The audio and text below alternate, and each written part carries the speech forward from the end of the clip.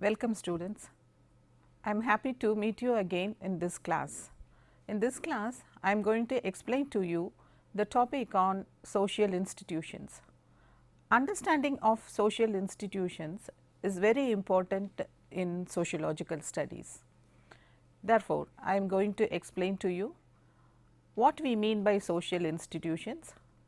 I will give you some definitions of social institutions. Then I will explain the characteristic features and functions of social institutions, and in the second part I will explain how and why we consider family as a social institutions. Society consists of various subsystems with different functions. All these subsystems function in an orderly manner because how they should act is regulated by the society itself. The whole social unit functions uninterrupted. These are the social institutions that regulate human behavior as to what should be done and what not to be done. The concept of institution is most important in understanding the society. Durkheim used the term to define sociology as the science of social institutions. Various interpretations has been given for institutions. I will present to you some definitions on social institutions. An institution is a formal, recognized, established and stabilized way of pursuing some activity in society. According to Ginsberg, institutions may be described as recognized and established usages governing the relations between individuals and groups. Kingsley Davis defines institution as a set of interwoven folkways, mores and laws built around one or more functions. C. A. Elwood says that institutions are the habitual ways of living together which have been sanctioned, systematized and established by the authority of communities. McIver and Page state that institutions are the established forms or conditions of procedure of group activity. What are the characteristic features of institutions? Number 1, institutions are found to be social in nature due to the collective activities of the people, and it exists in the form of oral and written traditions.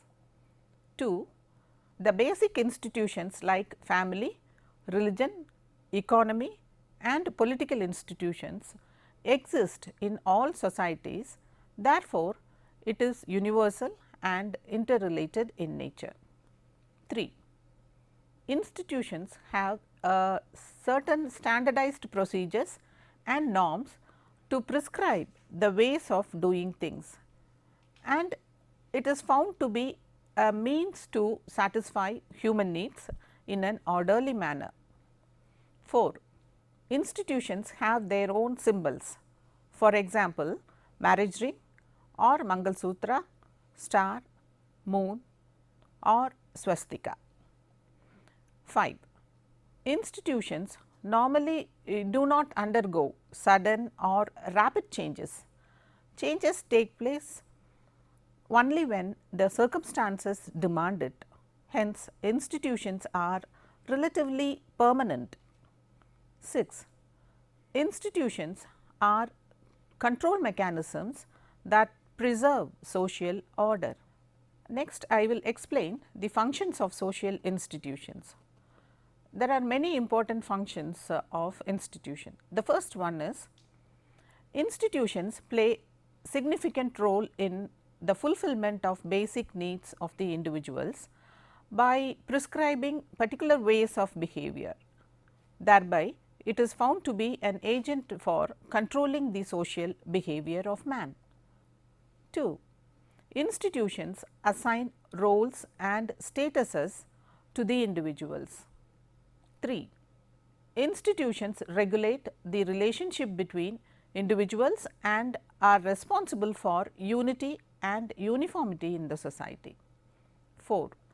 Institutions sometimes cause harmful effects too, since institutions do not undergo changes easily and quickly, they hamper growth. Classifications of institutions. Institutions are classified into two categories. They are primary institutions and secondary institutions. Institutions like religion, family, marriage, economy and some forms of political systems are primary in character. They are basic to human life.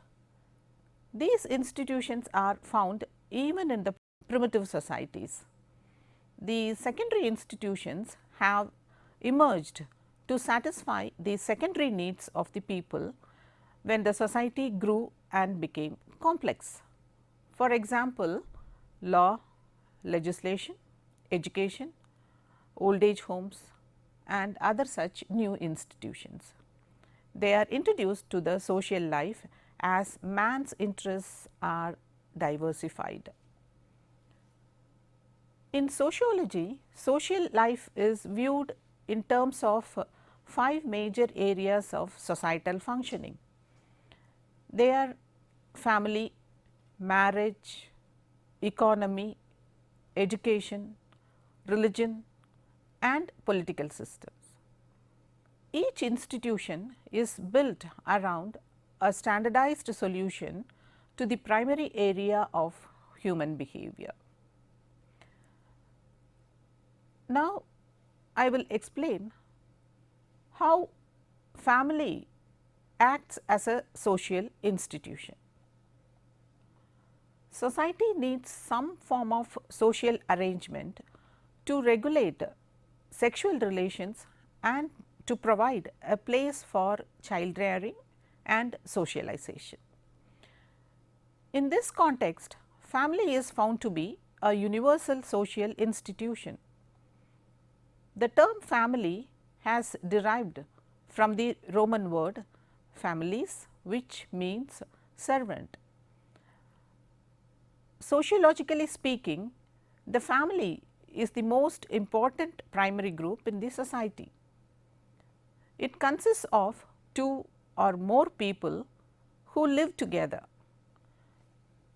Here, there is a need to distinguish the difference between family and household. A household is made up of 1 or more people who live in the same dwelling unit, but the members of the household need not necessarily be related to each other.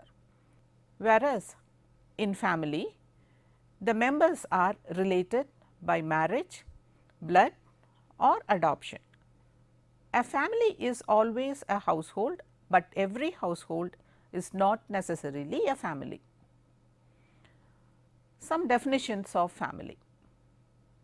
According to Burgess and Locke, family is a group of persons united by the ties of marriage, blood or adoption, consisting of a single household, interacting and intercommunicating with each other in their respective social roles of husband and wife, mother and father, son and daughter, brother and sister, creating a common culture. McIver defines family as a group defined by a sex relationship sufficiently precise and enduring to provide for the procreation and upbringing of children. Murdoch defines family as a social group characterized by common residence, economic cooperation and reproduction. It includes both sexes, at least two of whom maintain a socially approved sexual relationship, and one or more children owned or adopted. For Eliot and Merrill, family is the biological social unit composed of husband, wife and children. What is the nature of family? Family influences the entire life of people in numerous ways. It is an informal institution that encompasses all activities of man. Family is the core institution of the society.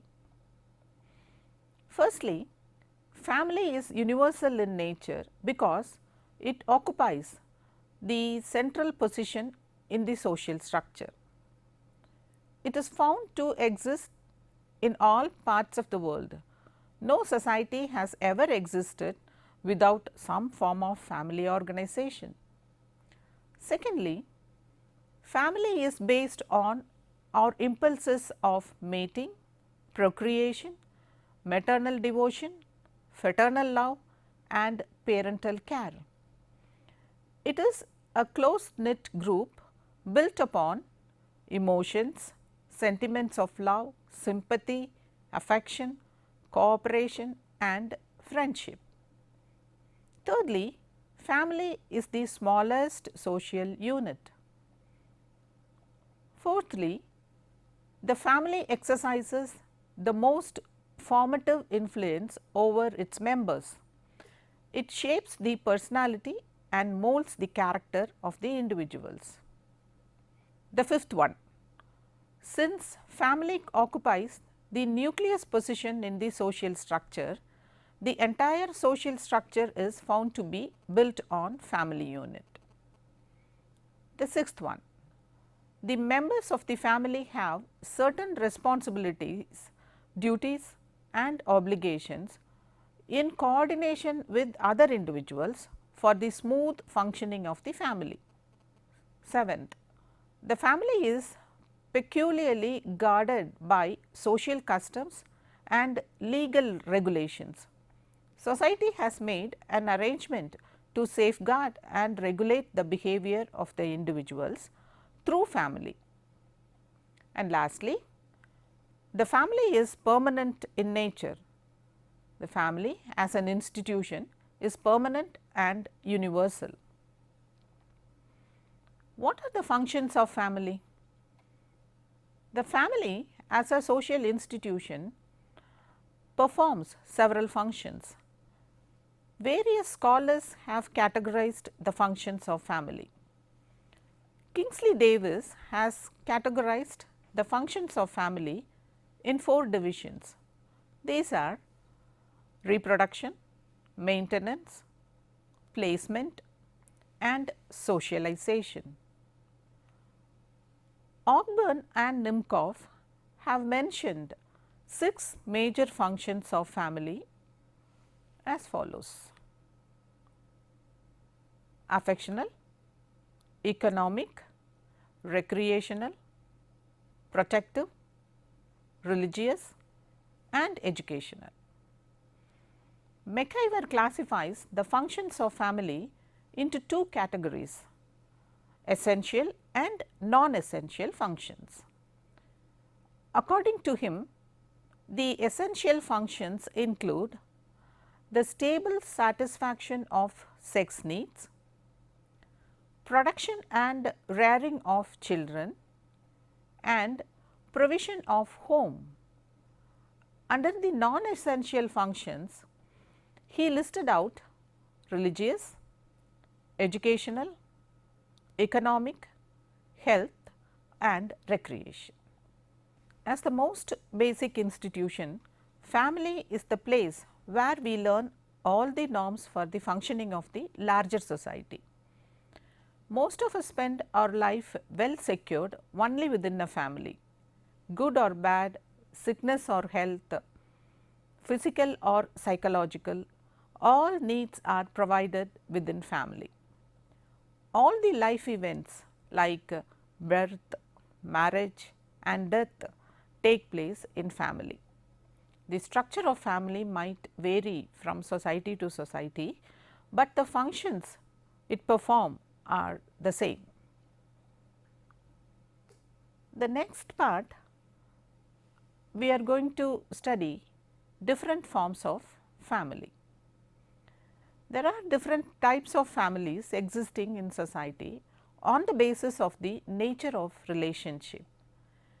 People who are married have two families. One is the family of orientation, that is the family in which one grows up, consisting of oneself, one's parents and siblings. The other one is family of procreation, the family that one establishes through marriage, consisting of oneself and one's spouse and their own children. On the basis of size and structure of the family and the relationship of the members with each other, the family is classified as joint family, nuclear family and extended family. First, we will see joint families. A joint family is a group of people who generally live under one roof, who eat food cooked at one hearth, hold common property, common worship and are related to each other as some particular type of kindred. This family consists of more than 2 generations. In traditional societies and in most part of India, this type of families exist. The second type is nuclear family. The nuclear family consists of parents and their biological or adopted unmarried children. Due to modernization and industrialization and also due to migration, the size of the family is very much reduced. Only the couples establish their home in their preferred places. The third type is extended family. The extended family consists of parents, children and some other members who are related by blood or marriage. Other members usually include a parent, one of the siblings and his or her family. Often this type of family is viewed as merger of several nuclear families. On the basis of authority, family is classified into two types. The first one is patriarchal joint family. A patriarchal joint family is the one in which the father or the oldest male member is the head and exercises all the power and authority, and he takes all the decisions in the family. In the case of the Hindu joint family, the elder male member who possesses all power is called Karta of the family. Most of the Indian families, especially in Tamil Nadu, fall under this pattern. Matriarchal joint family is the second type. A matriarchal family is the one in which the mother or the oldest female member is the formal head and possesses dominant power in the family. These families are called the mother right families. The oldest female member is responsible for both the economic and ritual activities of the family. Here the maternal uncle plays an important role and is called the Karanavan. This type of family is found among Nayars of Kerala. Another type is egalitarian family. In Western societies and also in all modern societies, the emerging family pattern is called egalitarian. Here the authority is shared by husband and wife and sometimes by children. The husband's occupation decides the extent of power exercised by the wife. Family may be classified on the basis of residence. These are patrilocal, matrilocal, neolocal and avunculate. The first one is patrilocal families. In this kind of family, the wife goes and lives in the house of her husband after the marriage. All the male children of the father live in or around the house at all ages. The second one is matrilocal family. In matrilocal residence, the husband goes to live in the house of his wife after their marriage. All the children live with the mother. The next one is neolocal residence. This type of family occurs when the married couple lives apart from their parents' family and community. For example, husband, wife or both work away from their parental homes, neolocal families are formed. Avunculate residence. In avunculate residence, the married couple is expected to live with the mother's brother. It is the uncle nephew link that connects the associated nuclear families of adjacent generations to form a single domestic group. Sociologists make another distinction of family type relating to the patriarchal and matriarchal families, which is based on the rules of property inheritance. They are patrilineal and matrilineal families. In the patrilineal family, property inheritance and descent is traced through the male members, that is grandfather to father, from father to son and then from son to grandson. The male members of the descent group comprise the core membership of the patrilineage group. In the matrilineal system, female is the basis of ancestry. The lineage is traced from the mother to the daughter and through the female line. The rights of each member of the family depend on their relation to the female head. Among the Khasis and Garos of northeast India, descent is traced through female line and property is inherited from mother to daughter. Industrialization and modernization have brought many changes in the family type and relationships. In many countries, we could find the prevalence of two career families, single parent families and step families. There are people who reject conventional families and prefer to live in alternative types like staying single without getting married or living together without formal wedding. In modern societies, family as an institution is undergoing drastic changes in the aspects like sex regulation, protective function, economic support and in recreational activities.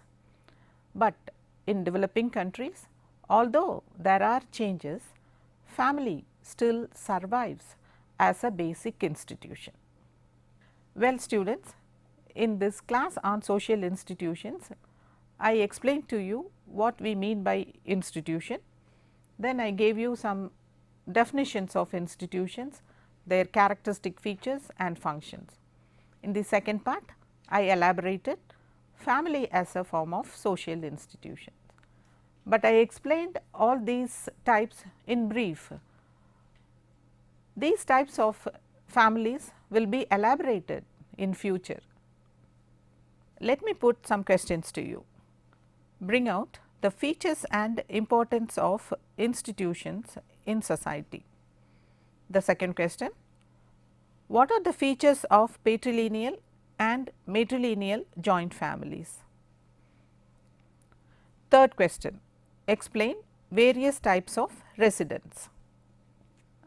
Students, I explained to you different types of families in this class. All these explanations are very brief only. An elaborate explanation will be given to you in the future classes. Till then, bye.